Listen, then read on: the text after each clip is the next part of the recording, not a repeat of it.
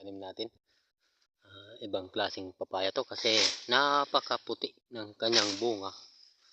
Ayan, ilinisan po natin.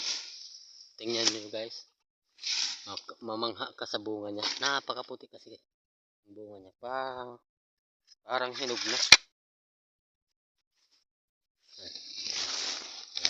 Yan ang bunga niya, mamangha talaga sa bunga niya. Ibang klaseng kulay ng kanyang bunga. Yan guys, tingnan nyo,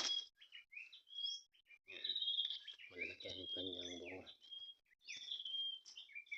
Ito po sa kanto po ito ng may sapa yung tanim natin.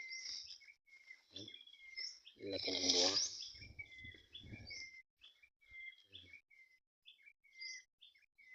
Ganda ng bunga niya.